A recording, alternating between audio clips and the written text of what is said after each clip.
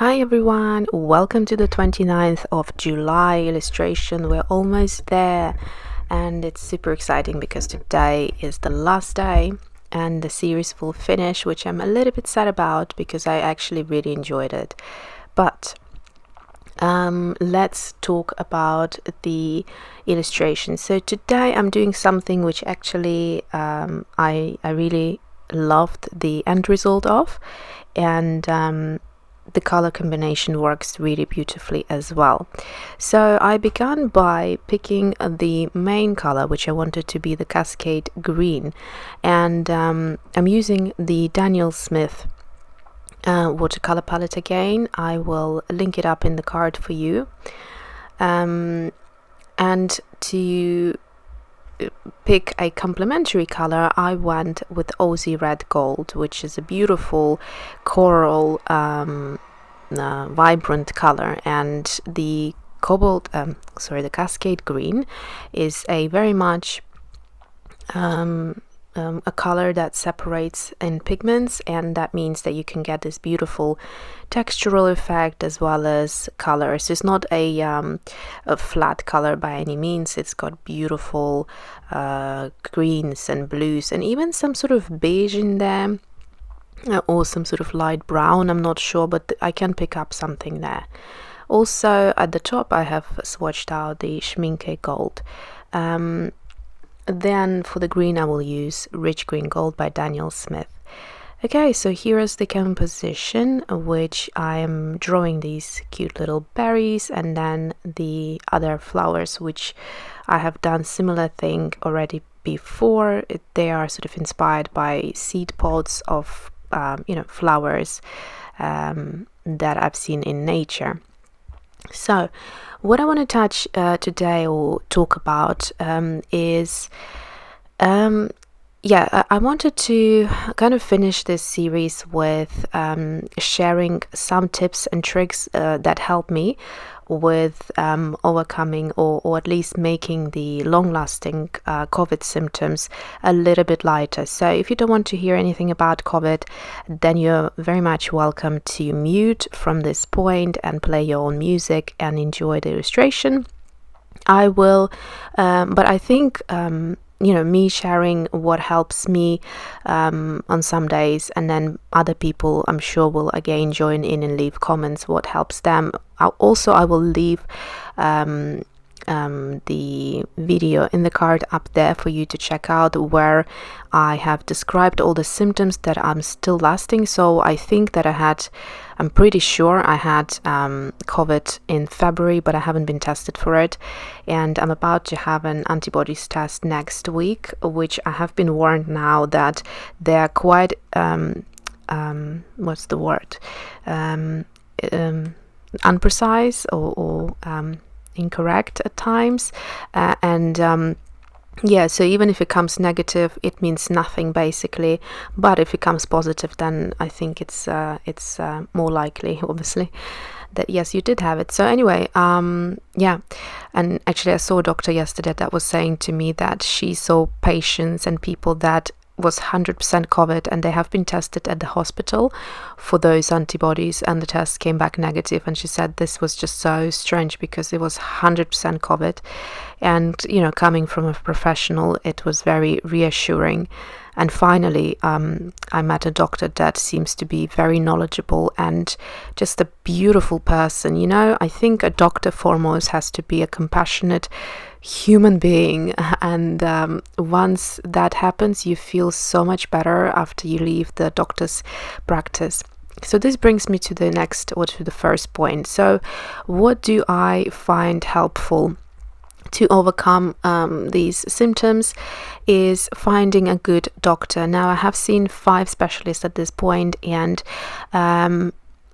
one of them has been quite good. He helped me quite a bit doing a couple of procedures, and then the other, which I just met yesterday, she is the only lady doctor from all of the others. The others were all men, and I don't know whether this has anything to do with men being more harsh or less empathetic, or sensitive maybe, but she was just listening to me, and she wanted to know everything. She was asking questions, she was interested, and that made me feel so much better already.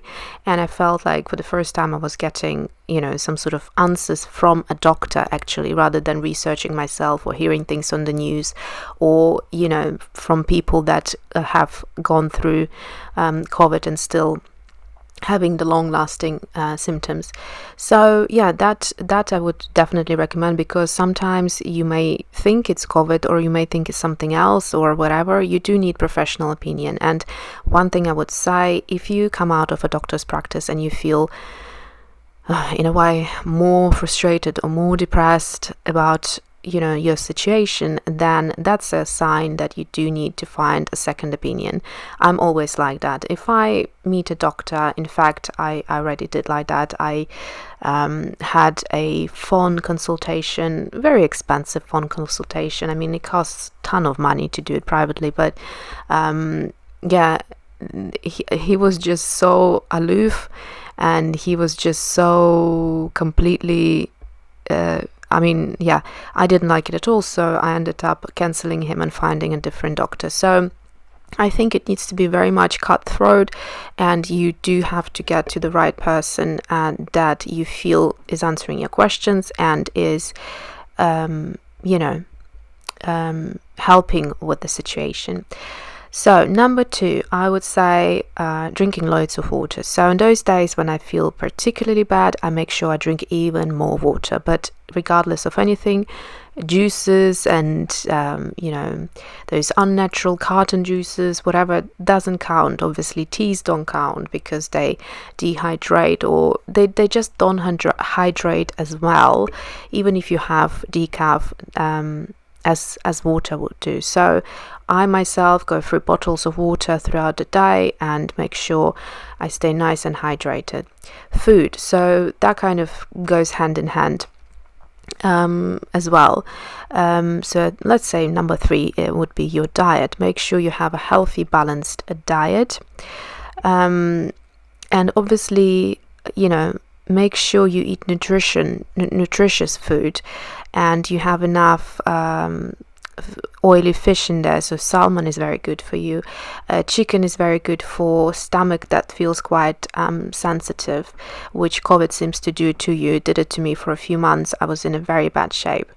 The number 4, I would say, definitely take some probiotic. Now when I was having the horrendous cough for month, starting in end of January, kind of February was the peak, I was prescribed 2 sets of antibiotics, which really killed my stomach. It was so bad. Once the cough started eventually fading off, but I was left with very bad stomach pains, and it could have been COVID has done it, as well as the antibiotics. But make sure you do take probiotics, and quite strong ones and really good ones, because I've taken one before and it seemed a little bit weak. I think I've taken one that had, if I'm not mistaken, it had 4 million good bacteria, and then the one that has really helped me had 10 million. So that's quite a big change. Also, it's a specific probiotic because it has other things in there, such as vitamin D, magnesium, calcium.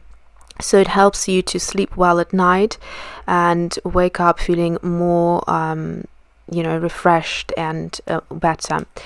The next thing, which is more for mental, I'd say, or for relaxing, or make you feel a little bit happier, because on those days when nothing helps, then you just have to kind of you have to just go with it, and there's just give yourself a good rest. So number 5, I think I would say rest and sleep, and that's when nothing else works. For myself, on the very bad days, I had to take up to 3 naps.